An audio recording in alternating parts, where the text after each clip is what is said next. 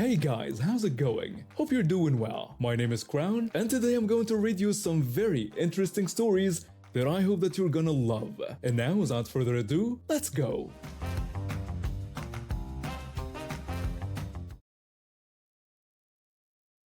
A warning to let others know there are some crazy people out there who have no skills about how real life works. Let me give you background on myself so you understand this situation. About 6 years ago, I got several health conditions that all made each other worse. During those 6 years, plus this year, I went to the hospital for no less than a week at a time, 15 times. I got most problems stable, but I still have some hurdles.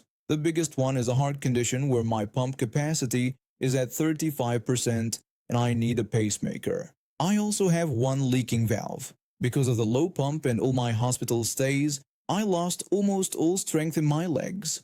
I walk with a cane. But to retrain my legs, I need to use a rollator, which is like a walker with 4 wheels and a seat. My legs are so weak I can't push myself upstairs or off the floor if I fall. Once I'm down, I need 2 or 3 strong men to help me up. One day I went to a big discount store to get some food and medical supplies. I won't say the store name, but workers there wear bright blue vests. I slowly walked into the store wearing black jeans with holes, bright red suspenders to hold the pants up, a white short-sleeved dress shirt, and a very bright red, green, and gold plaid vest. I didn't even make it past the security sensors when someone grabbed me from behind. It was a woman who looked like she never worked a day in her life. She was fancy like she should shop in New York or Paris instead of this local place. I'm going to call her Snooty. I know they call these ladies Karen, but my bonus mom's name is Karen, and she treats me well, so Snooty it is. I didn't make it past the entrance when Snooty grabbed my right elbow and tried to spin me around. I moved as best I could, rollator and all, and saw this fancy lady with an annoyed look on her face. Snooty asked if I didn't see her trying to flag me down. She wanted to know how I missed them, saying I walked past her and her crippled daughter. Her daughter wasn't crippled. She just had a brace boot on her left ankle and foot. I told her sorry. I thought she was waving at someone in the parking lot. I asked if I knew her. She told me, no I didn't, but I should pay attention to customers when bringing in items for disabled people like that wheelchair. She said she flagged me down because her daughter needed it. I tried to tell her this wasn't a wheelchair. She cut me off and said yes it is. She told me the store provides them for disabled customers and I need to do my job and give this one to them. I told her that's not my job and I don't have a job. I told her I'm trying to get disability. Snooty said what a world where anyone thinks they can lie and make excuses. She told me to give her the wheelchair and she'd be nice and not report me. I told her I don't work here. She said yes I do. She said I'm wearing a vest and this is one of the store's wheelchairs. Then she grabbed one of the bars on my rollator. I told her no I do not work here lady. I'm a customer. I said I'm not wearing the right vest. This item doesn't belong to the store. It's not a wheelchair, it's a rollator. And the store has scooters behind her. I told her to let go of my walker. Snooty tried to pull the rollator from me. She told me she would report me for being rude to customers, especially disabled ones. She said I'm not following disability laws and I'll get fired. I told her again, I do not work here. I said this belongs to me, not the store. I said it's not a wheelchair, and her daughter isn't disabled. She just has an ankle brace from a twist or sprain. I told her to get a scooter if she wants, but leave me alone. Snooty yelled more lies. She said she was taking this wheelchair and going to the manager to get me fired. We had a tug of war over my rollator. She did something kinda smart. She pushed when I pulled. This made me stumble backward. I tripped over my feet and fell hard to the floor. I landed on my right butt cheek with my shoulder and head hitting the floor. I felt a lot of pain. The room and my head were spinning. Snooty was scolding me and shaking her finger, but my head was ringing and I couldn't breathe well, so I didn't hear what she said. She huffed and walked away, cursing because she had trouble pushing her daughter in the wheelchair.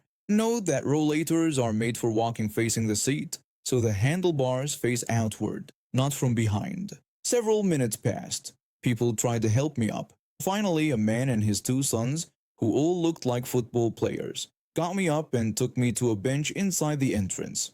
A few minutes later, the store manager and a security guard came up to me, looking stern. The manager told me they heard I was taking a wheelchair from a disabled customer and pretending to be an employee. I told him no, I was trying to buy groceries when this woman stopped me and told me to give her my rollator. The security guard told me the woman said I tried to manhandle her to take it from her. I told them about my health problems and how I can't manhandle anyone right now or in the future. The men who helped me up told the manager I had to be picked up off the floor and had no leg strength. The manager and security looked at me, then at each other, like they needed to look into this more. The guard called another officer to find the lady and her daughter and bring them to the front. When they came, Snooty started right in. She told them they got the right man or the wrong man. She told them to fire me now. She said she might press charges against me and the store for attacking her. The manager told her he can't fire me because I don't work there. She told him yes, I do. She said I'm wearing one of their vests. The manager asked if she meant a vest like his. He showed her his vest and said, "It looks nothing like mine." He pointed out it doesn't have their name or logo. She told him I tried to pretend to be an employee so I could attack disabled people. She said she still wanted to press charges. The guard told her I said this stroller is mine. She told him this is not my wheelchair. I told her it's not a wheelchair. I said if she owned it, she'd know it's not one. I asked why she has my wallet and prescription list in the basket, under the seat if it's hers. She told me that shows I'm not the owner because there's no basket under the seat. The guard helped her daughter of the relator onto a bench. He walked over and flipped the seat up, showing a basket with my wallet and prescription list. Snooty looked wide-eyed and scared. The guard told his partner to watch Snooty. The manager and guard went upstairs to their offices. They were gone about 20 minutes. When they came back, the guard told Snooty everything was on camera. He told her the video showed she started it all, stopped me, and took my rollator. She started screaming and making threats about lawsuits. She got cut off when an ambulance came, followed by police. The ambulance crew got the gurney ready with a backboard and neck brace. I didn't really need all that, but with my fall, they wanted to check for neck, back, or head injuries. They loaded me up. I waited a few minutes when the police came from the offices and asked what I wanted to do. I can be forgiving depending on my mood, but I was hurting, shocked at what happened, and very angry. I told the officers I wanted to press charges for assault, battery if possible, and theft of my rollator and wallet. I'm not sure what happened to Snooty after, but she made things worse. As I was rolled out on the gurney, I saw her break away from the police. She took a fighting stance, then started hitting officers with her purse and arms. She kicked their legs with her expensive shoes. Soon they had her face down, knees in her back, putting handcuffs on her wrists. I didn't have to do anything else. About a week later, I got a letter from the courthouse. It said her case was heard. The store video, manager and security testimony plus statements from other witnesses was enough to convict her. I don't know if she went to jail or did community service at first. Either way, I hoped she wore something bright orange or a black and white striped outfit. But there was more. I learned Snooty made a plea deal the morning after her night in jail. She pled guilty to attacking police officers, resisting arrest, attacking me, and other charges with legal terms. I don't know. Since she pled guilty to those things, the judge went easy on her for taking my wallet. He said she didn't know the rollator had a basket or what was in it. I'm not sure what he did about her taking my rollator. She had to pay for my ambulance, emergency room visit, x-rays, scans, and medicines for my injuries. She also had to get mental help. My disability lawyers talked with me and filed civil case against her. The first hearing is in 4 to 5 months. About the daughter, yes, she knew her mom was taking my rollator. She didn't look happy about it. She looked embarrassed. She tried to hide when my wallet was found and theft was mentioned. I heard she covered her face and cried when her mother attacked the police and got taken down. Beyond that, I don't know what happened to her. I hope she has a good father watching over her, away from her mother. But I don't have that information, and I'm too busy with my own life, healing, and paperwork to look into it. As for me, I still deal with problems from this. My shoulder hurts more now. My already weak legs got worse from the fall, but I got my rollator back, and Snooty faces real results for what she did. I worked at a regional airline for 5 years. The job had good and bad days. I liked helping travelers get to their destinations.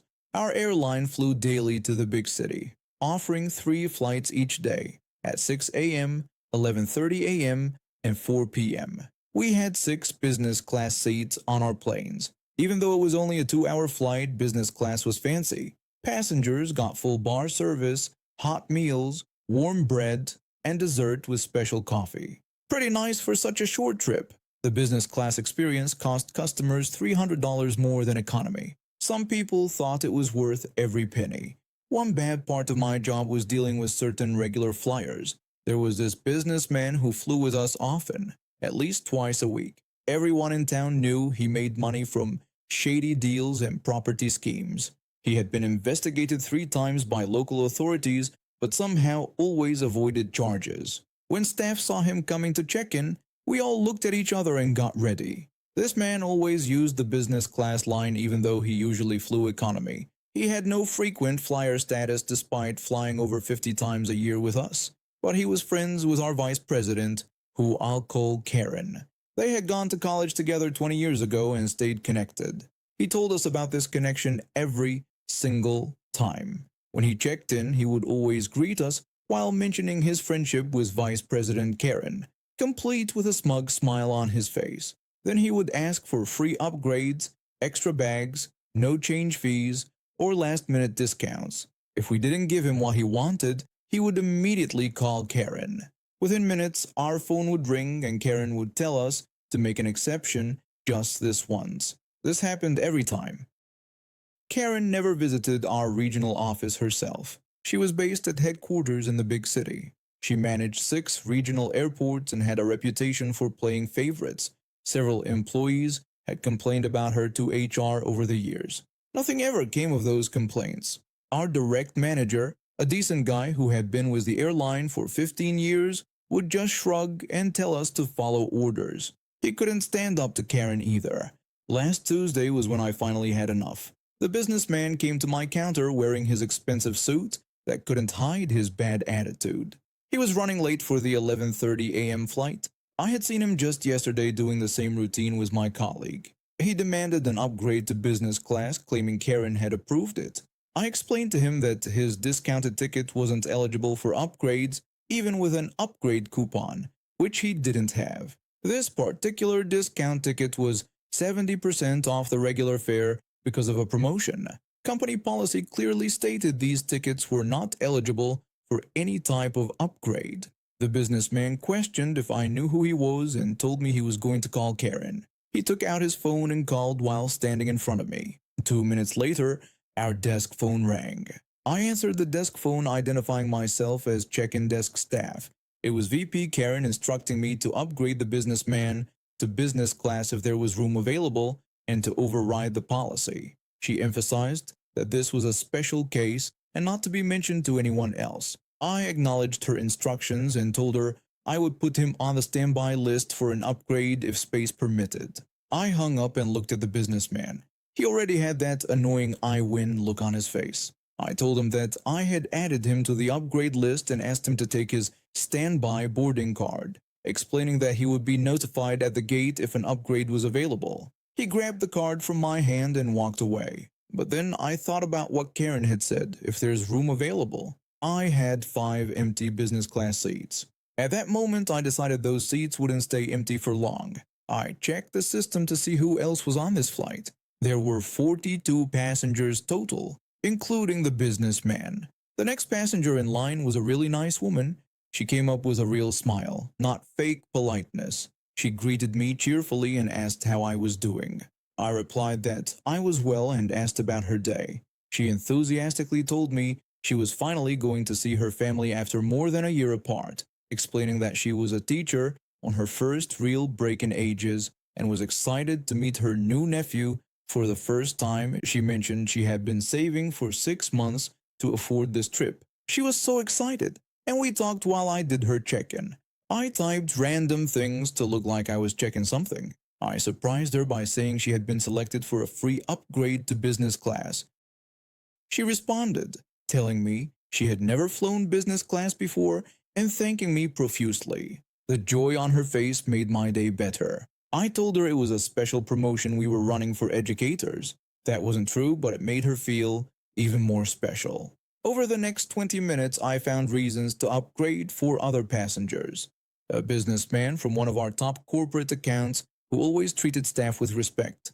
A real frequent flyer who earned their status and never once demanded special treatment.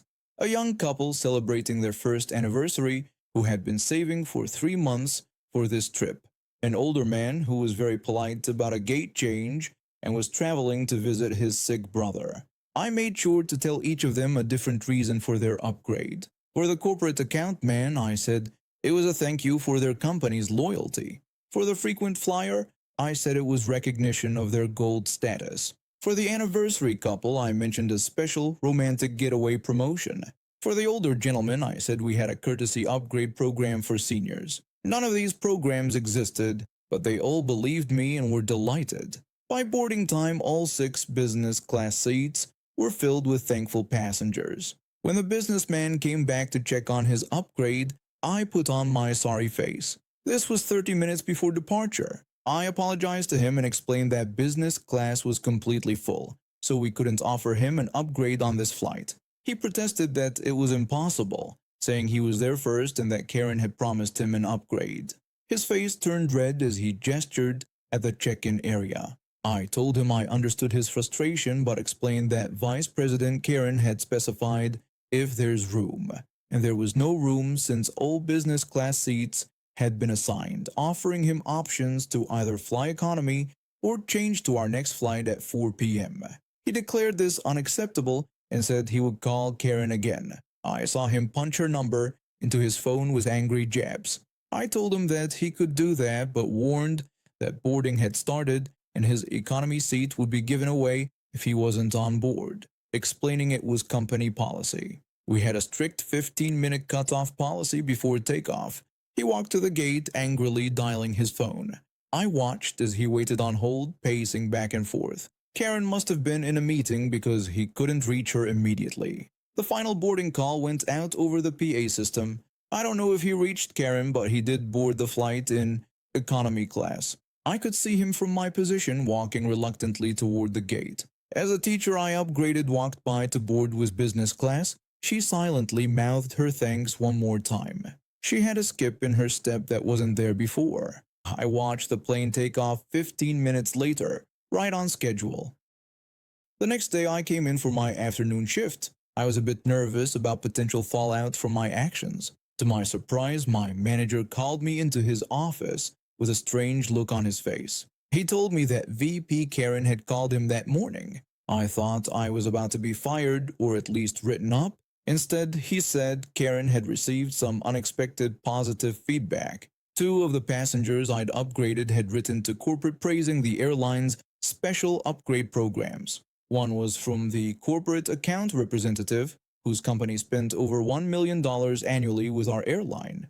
The other was from the frequent flyer who had taken the time to write about how appreciated the recognition made him feel. Karen had asked which programs these were, as she wasn't familiar with them.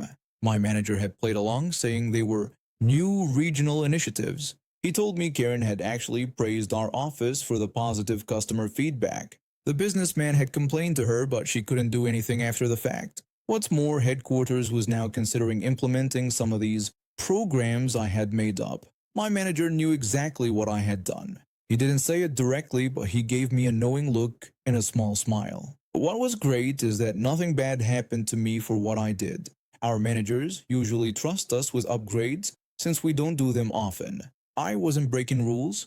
I was following Karen's instruction about upgrading if there's room. And there wasn't room after I upgraded those 5 deserving passengers.